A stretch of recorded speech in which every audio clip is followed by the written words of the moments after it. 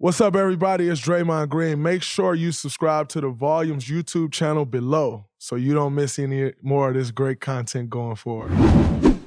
What's up, everybody? Welcome back to the Draymond Green Show. This is actually our first episode that we've ever done after a series loss, which I must say is a little weird because this is actually the earliest series loss we've had since 2014, which is it's funny. We were sitting on the plane last night in the locker room, like talking to Steph and Klay. Like, I don't even know how to feel or what to think or like what am I supposed to do now? Like, do you keep watching the playoffs? Do you not keep watching the playoffs? Obviously, I'm going to keep watching the playoffs because if you want some great analysis, you can come right here and check it out. I'll break this shit down for you like nobody else can. So obviously I have to keep watching for that, but it's like one of those things like, all right, do you keep watching the playoffs? Do you kind of sell off for a little bit and kind of just reset and get away from it? It's like weird, man. We haven't been through this since 2014 versus the Los Angeles Clippers losing in Game 7 in the first round. 2015 through 2019. Obviously, our NBA Finals runs. 2020. I mean, you can say we were done then, but like, A, we all weren't playing, and B, like the season stopped in March, and the world stopped in March. So that's kind of like a whole different thing. We were all wondering like if we would like still be living the next day. And like if you get sick, like you remember at that time, none of us knew anything about COVID except for it was like ramping up. It was shutting the world down. So then you had that.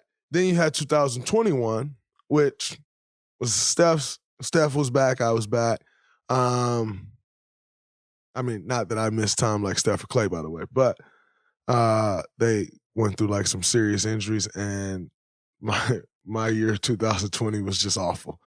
Season was awful. I think I played 21 games or something like that. So there's that. Then you have 2021 where like the regular season didn't end till May because Christmas, the season really didn't start till Christmas time due to the pandemic. So even though we lost in a play-in game, I think we still finished in like May or something like that. So you can't say that, and I even think then it was later than this. Like, if I'm not mistaken, it was like the third week of May playing the play-in games, if I'm not mistaken. And then last year, obviously, winning the championship. So this is the first time we've lost in like any round earlier than the NBA Finals in 9 years. And so, like, how to feel about that, I don't know. Like, are you sitting there and you like, man, it's been great 9 years to accomplish that. But, like, we're competitors. Like, we're not sitting there, and we're also not done. So we're not sitting there like, oh, man, it's been a great run, and this has been incredible. Like, no, that's been kind of the talk, but hasn't been quite the mindset. Because I think we all do know what we're capable of, what we're still capable of. And obviously didn't finish quite the way we wanted it to finish this year. But like, we know right there, it's still right there for us. And we know what we're capable of. Some retooling will need to happen, obviously. Always have to retool your roster after a win or a loss, and especially after a loss. I saw Coach Kerr has said, he said,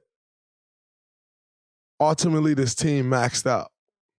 And the reality is like, that's true. Like, we weren't in the playoffs. We were in the playoffs. We were right there from 6 to 10 to 12 for that last month or whatever. Every time we thought, like, oh, man, we're gaining ground, just give a game away. You think about all the games we gave away this year, like literally gift wrap. Here, Orlando, gift wrap. Here, Charlotte, gift wrap. Here, Detroit Pistons. Like, you name it. So many games just like gift wrap people this year. And the reality is, if you don't gift wrap all of those games, then all of a sudden you're a 47-win season, not 44, 48-win season, in a totally different position coming into the playoffs, not grinding every game out down the stretch because you have to win in order to get in. Like, there was so many things that went into it, like this year, and then not ultimately turning out to be the year that we wanted to have. And so I do say, you guys didn't let us win another fucking championship. Kudos. Congratulations. This year. Just this year. But it's everything happens for a reason. And, we're not gonna sit here and number one, not give the Los Angeles Lakers credit. You gotta give them their credit. Starting the top, Darvin Ham. Some of the adjustments he made this series. Looked like a coach that's been in the playoffs for years and years and years. And obviously he has a ton of experience in the playoffs as an assistant coach. But when you take over as the head coach, that's a different thing, a totally different thing. Tasked with coming back from a 2-10 record to start the season, to start his campaign as a head coach. Job well done, OG. Job well done. And looking forward to continuing to watch his adjustments as these playoffs go on. One thing I will be talking about on these shows are coaches' adjustments and the things that I watch in these series and the chess match that is the playoffs. And so I will be discussing that as well, and I know he'll continue to do great things. Did an article the other day or an interview about an article the other day just about, like, Saginaw and, like, coming from Saginaw and me going, like, I snuck into Darvin Ham camp as a kid, like, through the side door at the high school and, like, full circle to be playing against him with a chance to go on to the conference finals. Like, we from Saginaw, Michigan. Like, that's not a real thing. Like, I thought it was so great for, like, kids to Saginaw, for kids from Saginaw to not only see me playing in the game, but to look on the other side and, like, yo, there's a coach from Saginaw. Like, that guy, obviously he's an NBA champion as a player, but that guy is from Saginaw. He's coaching. Like, the possibilities that can open up in one's mind on what you can be coming from Saginaw, Michigan. So many times, athletics, sports is our way out. Like, my son, DJ, he's always, like he loves the coaching side of basketball. Like, he likes to talk with the coaches. He be over there, like, writing stuff on the clipboard, like, rebounding for players when he comes to the gym and all of these things. I know everybody gonna laugh and be like, oh, man, you're lying on DJ, which was crazy, by the way, in that press conference when that kid said I was lying. We played, like, 4 different sports that night at the gym, but that's my man. No, but honestly, like, he always tell me, Daddy, I'm going to be a coach. And that's a realistic thing for him because of my situation and what he's allowed to see, the interactions he's allowed to have.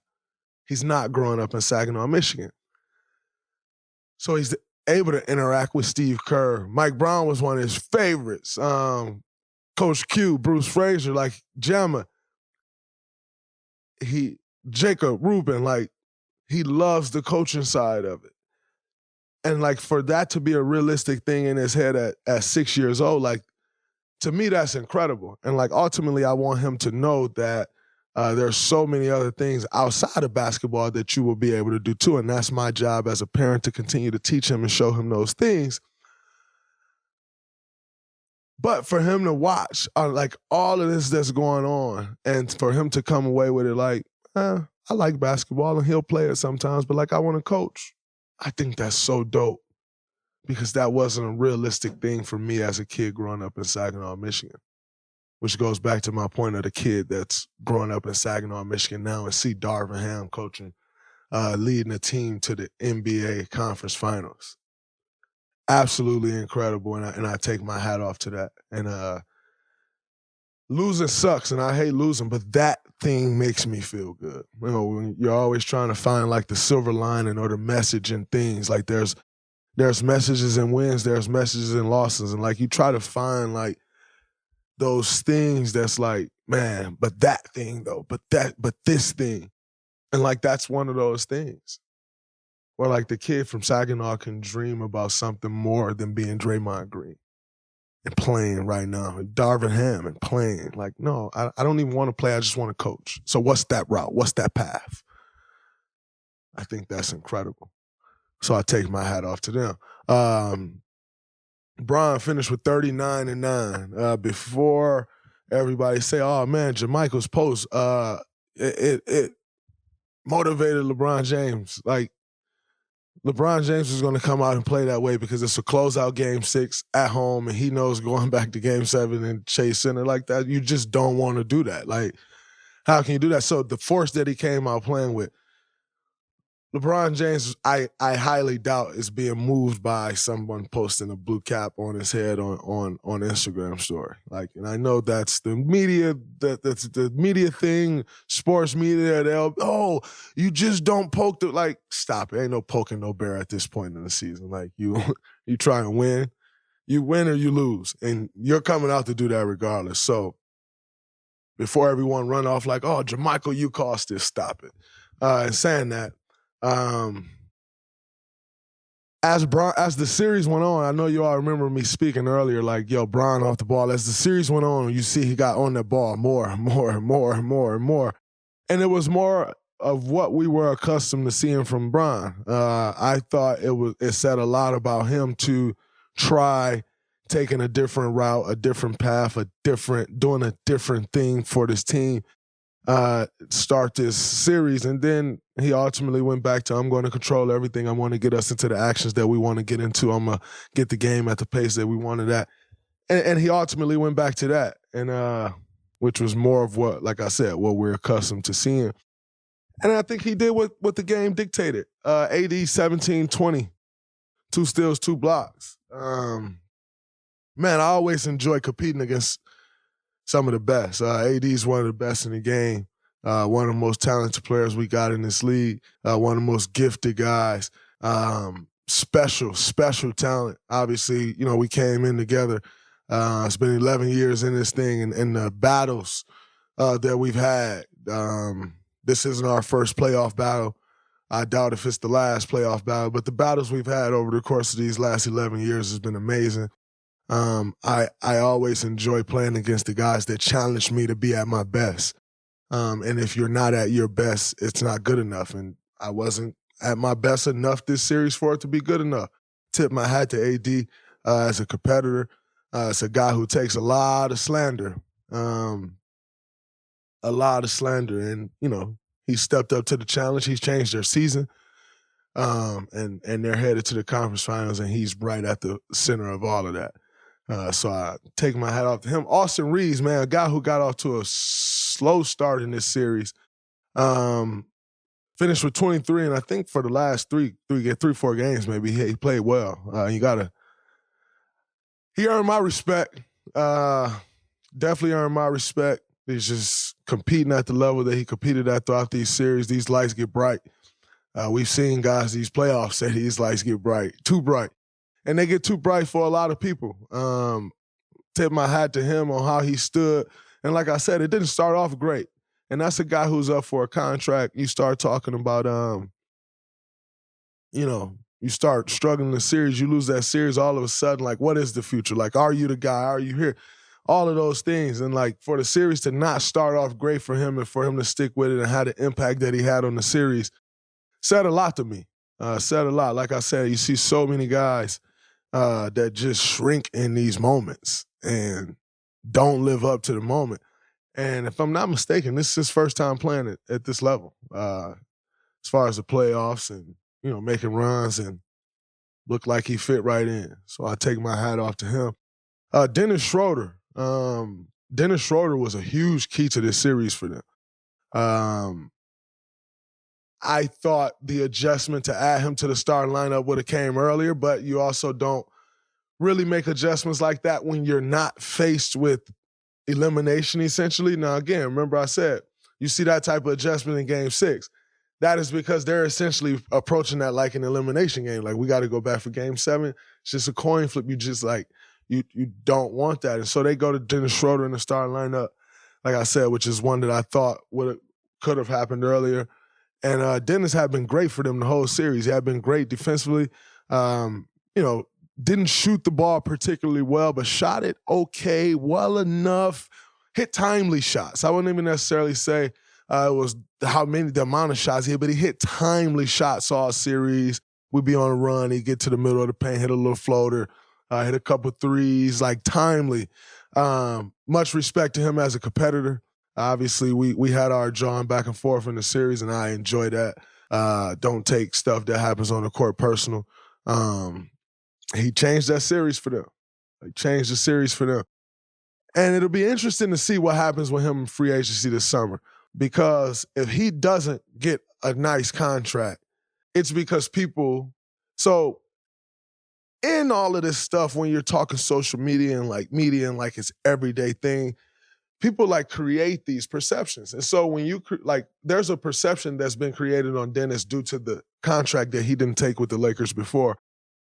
And like that perception lives in people's head. And so all of a sudden it's like, oh, well, we can get this guy for cheap now. We don't have to pay this guy. And like he's played well above what he's making.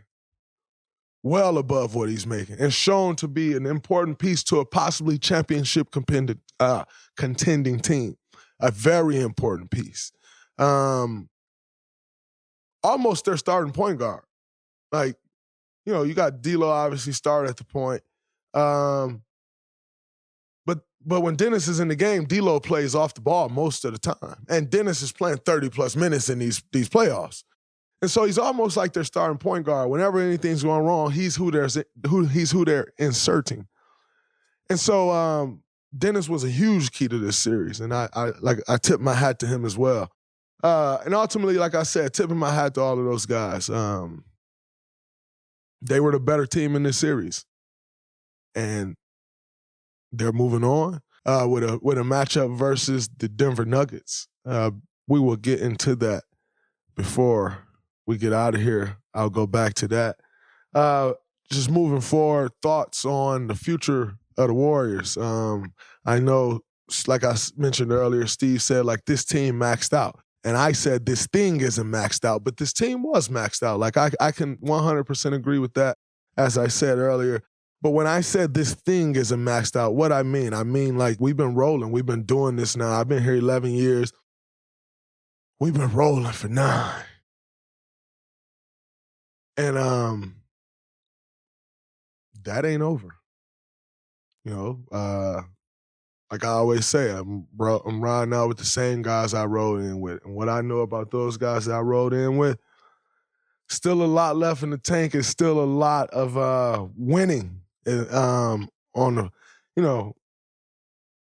of us. I was talking to Klay as we were sitting at the table last night. Ty, Klay, Steph, and myself, just like how important and big of a summer this is. Like how like locking in, like how locked in we need to be. Like, yeah, no, I don't think this is it. I'll say it right here for you. No, this isn't it. We plan on doing this thing again. That's the plan. Obviously, this is a business and things has to take place. I get that. But we plan on doing this again, but was just sitting there at the table stressing the importance of like us coming in shape and like being ready to go and like getting our bodies to the best space that you can get your body, and like how big of a year this is for us next year. And the first thing he said, hell yeah. Like I still want to be an all-star again. I still want to win more. Like I want to do all of these things again. Like, and last summer for me, it just wasn't like that's my first summer in 2.5 years, a different summer, but I'm ready to attack this summer. And like that was great. Number one, to just be able to sit there and have that conversation. Like so many people aren't open to that conversation, and to know that we can still have those conversations after 11 years. You always talk about like bands breaking up and like this thing get too big and that thing get too big, and like to still have those conversations 11 years later, that's why we win. And that's why we will win again. Because it's not just about one guy. It's not you can't say this to me or I can't say this to you. Like, nah. It's a brotherhood when it's really that. And so looking forward to this summer. It's going to be a great summer for us. And it'll be a great year for us next year. And so that's what I meant on this thing isn't maxed out. Although that team was maxed out. Like, we got all we can get out the team. Sucks that it did not finish the way you ultimately wanted to finish. Another thing Klay said I thought was interesting was like, man, I was looking at the Spurs and like what they were able to do. They never won back-to-back championships. Like, yeah, it's true. It's like, man, so like we still got more to do. Like, absolutely.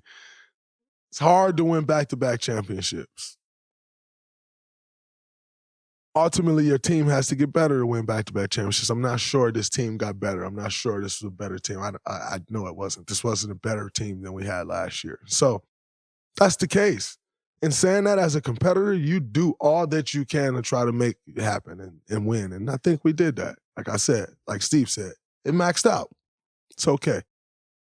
Another thing that I thought was interesting was Steph said there was no changeup that we had to throw at the Lakers lineup. And I think that's true. Like, when you look at rosters, having guys like Otto Porter, Nemanja Bjelica, like those were changeups that you could throw at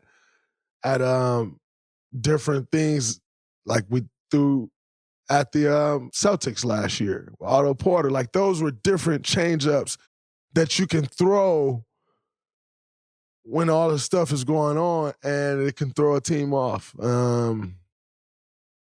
We didn't have as many capabilities to do those things as we have in years past, in championship years past. I can agree with Steph on that.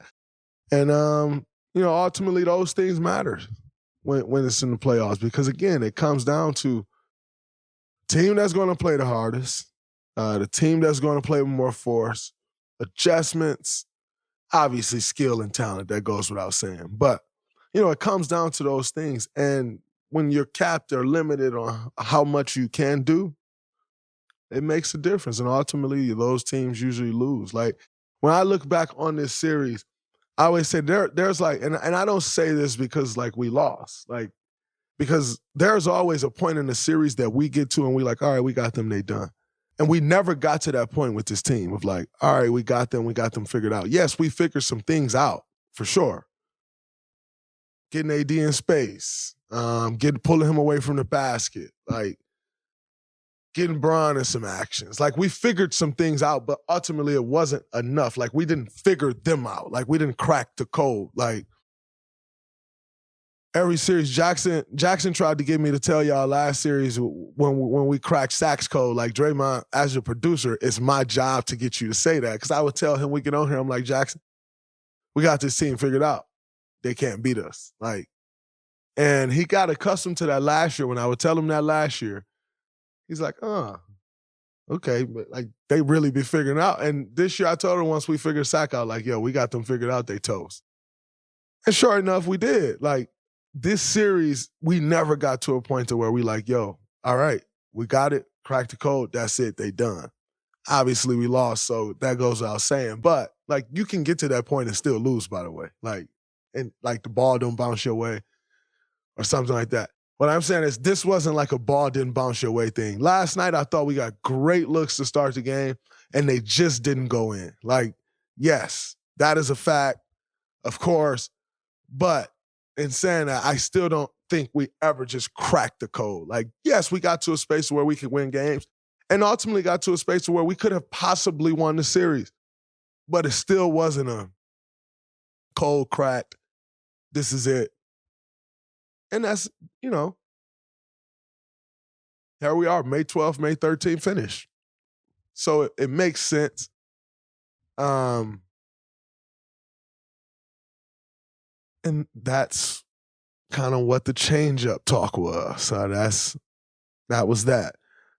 My future with the Warriors, obviously I have a player option. I have not had the opportunity. I have the best agent in the game. For those of you out there who don't understand the business or know the business, my agent is Mr. Richard Paul, Rich Paul for short, for those of you who don't know who Richard is. He is the best in the business. I said all of that to say we have not had the opportunity yet to sit down and discuss any future things. If I call Rich during the season, I was like, Rich, all right, so here's what I'm thinking for free agent. He'd probably hang up in my face. when you do start to discuss those things like during the season, like he has a very funny way of like veering the conversation a totally different way. And not like Rich was in my wedding. Like that's my brother. That's my big brother. Super close to him. So we talk all the time. And it's not in a way of like where you notice he changed the conversation, but he just smoothly redirects the conversation somewhere else. And in large part that he's not ever jumping the gun. He's not about to talk contract during a season unless it's like, yo, we need to get an extension done before the season is over. That's just not how he operates. And so we have not had that discussion yet. So as far as future goes, like I don't know what the options will be. I don't know what my option will be here. I don't know any of those things. So I can't what I can tell you is like I said last night, which is I want to be here. You know, I want to I've been here 11 years.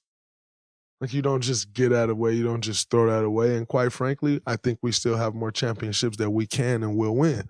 So, and understanding all of that, I want to be here. But also in understanding that this is a business. I know the business side of it. I know the penalties that lie ahead with the new CBA. I know all of those things. I think winning is worth it. And I know we still will win. So there you have it. That's kind of my outlook on the future. When I do have a decision, you will know it here first. How about that? You will know it here first whenever that decision is made, whether I'm going to opt out, whether I don't know. I don't know what it is. We haven't discussed it. So there's that. You all would know first. A lot of people saying the Warriors dynasty are over, which are the same people that said it was over in 2019 when KD left. 4 years later, they're still saying it's over. Great. They're always wrong. Those same people are the same folks that said I'd never make it in the NBA. Those people are the same folks that said they're a jump shooting team and they won't win. It's those people. They're saying the dynasty's over. But also know and pay attention to who the people that are saying the dynasty are over. It's always people that have never been a part of a dynasty. You never really see Shaquille O'Neal, the great Shaq, my favorite player as a kid growing up, say, oh man, it's over. You know why? Because that man understands what it's like. He gets it. But there's always people that run and say, oh man, it's over. You don't even know how it feels to start it.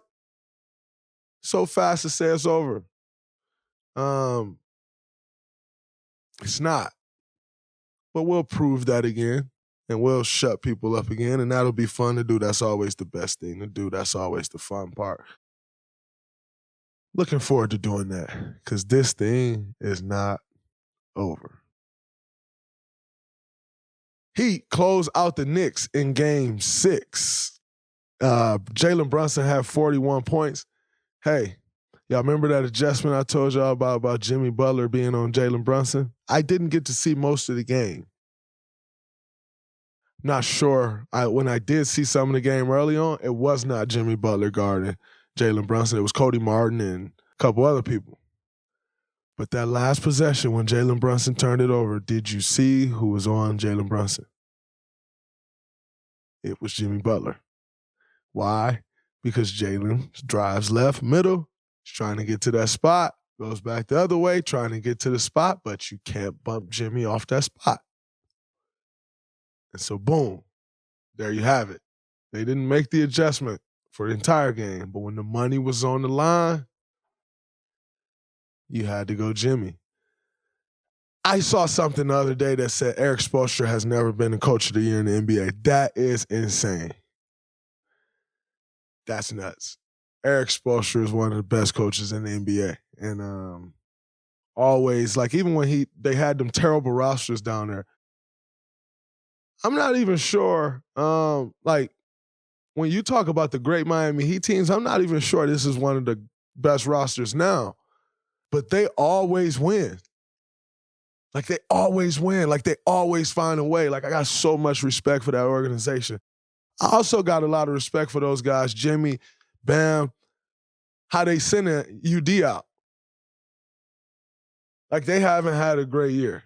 Finished 7th seed play-in, lost that 8th seed. And, like, how they fighting and, like, to send UD out, like, I think that's super dope. A lot of respect and love for what they doing down there. Obviously, we know Jimmy in the playoffs and what he's capable of. Bam's been playing a lot better. Duncan Robinson's been playing better. He's been hitting some shots. Definitely missed some shots in that Game 5, but he's back that threat again, and I think that's important. Kyle Lowry's been great off the bench. But the Heat goes back to the Eastern Conference Finals for the 3rd time in 4 years. I'm not sure they were projected to go either one of those times, either one of those 3 times. And that just says a lot about them, about their process, about the guys you have, their dogs, like, says a lot about them. I personally think they don't have a chance versus Boston.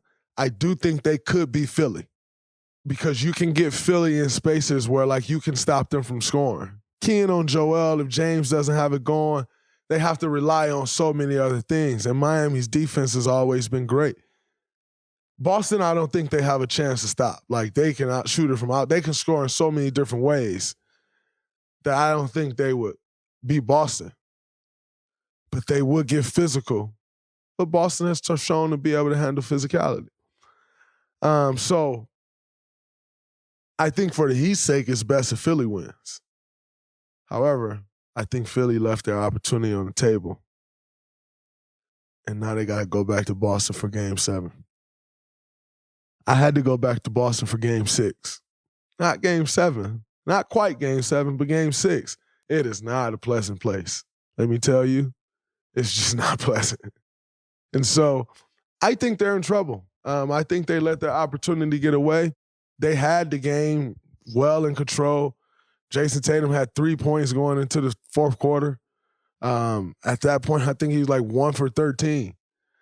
And I was sitting there watching the game with my homeboy, and I said, yo, if JT can finish 5 for 19, he's going to be the hero. He goes to the savior and the hero. But if he don't finish 5 for 19, he is going to get crushed. He didn't quite finish 5 for 19. He finished 5 for 21. But it was to my point. He hit big shot after big shot. And then when he didn't hit the big shot, he was taking the big shot. And, like, your guys rally around that. And they rallied around it. Marcus Smart had a very good game, kept them afloat. Malcolm Brogdon, very good game, kept them afloat. The substitution, the adjustment of Robert Williams going into the starting lineup. I told you all, they're going to need a game from Robert Williams to win. Putting him on P.J. Tucker and allowing him to wrong, letting Joel bang with Al Horford. Incredible adjustment.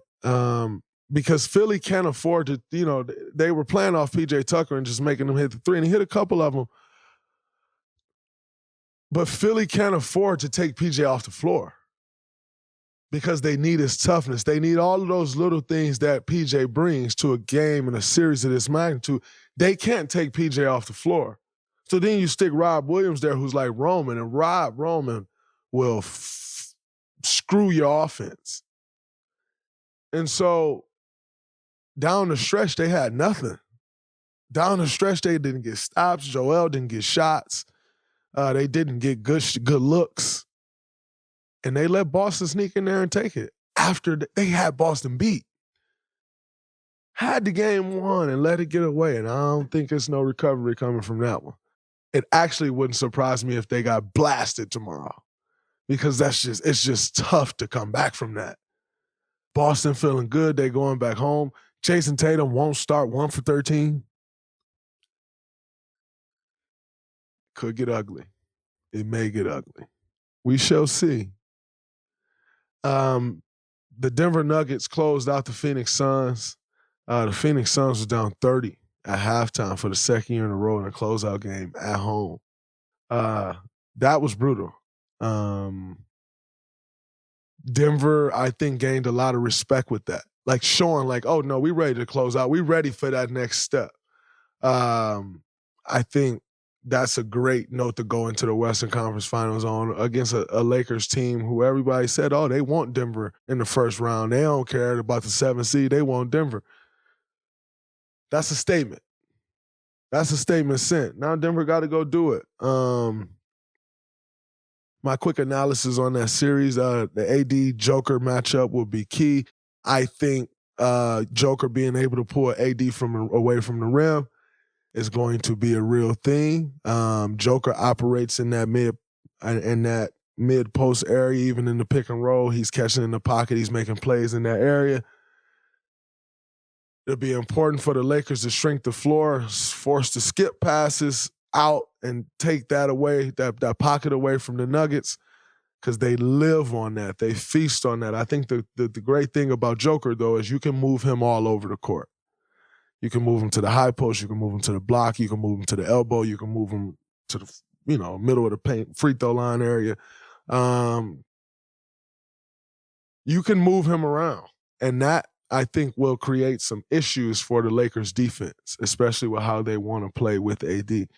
But just pulling AD out from the rim, Joker has not been reluctant to shoot the three this year. When we played them in the playoffs last year, he wouldn't take many threes. This year, he's letting them go, and that changes things. And so that's going to pull AD away from the basket. However, I also don't think Denver has a bunch of guys that can just drive in the paint and get to the cup. Like, they got Jamal Murray. Bruce Brown has shown to be a guy that can get to the cup. But are you losing with Bruce Brown getting to the cup? Although Bruce Brown has changed that team, KCP has changed that team. They've made them ready to take that next step. But ultimately, I don't know if they have the guys to put the pressure on the rim. Like, Aaron Gordon will be matched up with Bron. I'm not sure. He's not just powering through Bron. Aaron Gordon is one of your fence benders. We've talked about the fence bender before. Michael Porter Jr. is more perimeter base. He's more perimeter base. So he's not putting pressure on the rim. So that'll be an interesting thing. They'll be able to pull AD away from the rim, but they don't necessarily have the ball handlers / playmakers to get to the rim like you'd hope outside of Jamal Murray. So does that advantage end up playing out the way it could or should as far as pulling AD away from the rim? I don't know that advantage works. However, I will expect a bunch of inverted screens with Joker handling, allowing Joker to get downhill and put pressure on the rim. And again, AD is going to be lifted out. He won't be able to sit back. So now you get inverted screens. How do they guard those? Do they just read them? Keep everything in front, but then if you read it and Joker hits somebody and he get the ball back, now you're going to have to overhelp. You have to overhelp. Finished with 32, 12 assists and 10 rebounds last game. Averaged a triple-double. It is going to be on the Lakers to, you either got to stop Joker from passing or stop him from scoring. The easier one to do is stop him from getting assists. Can't allow him to get both. If he gets both, you lose. It's very simple. So, do you switch that and play him one-on-one, make him score, and keep everybody else at bay? Don't start giving up back cuts. Don't start giving up open threes and keep the others at bay. That could be one way of doing it. But it'll be interesting to see. But I do expect to see a lot of inverted pick and rolls. I'm looking forward to seeing how they're going to guard those. That'll be their way of breaking the paint, trying to get to the hole, break the Lakers defense down. Be a good series. Ultimately, Denver ready, man. I think Denver is ready. Like, Denver taking that next step. They doing it. We watching it. But I think we're going to have a rerun of 2020. And I think the Lakers are the bubble. And I think the Lakers will take it. I got the Lakers. I got the Lakers in 6. Closing out at home in 6. That is my prediction. That's what I'm rolling with, and I'm sticking to it. There will be some very in-depth analysis after these games. Check it out. It'll be fun. Maybe give you a different insight on what you see. Till next time. From the Draymond Green Show, that's a wrap on this season for the Dubs, but that is not a wrap on the pod. Peace. What's up, everybody? It's Draymond Green. Make sure you subscribe to the Volumes YouTube channel below so you don't miss any more of this great content going forward.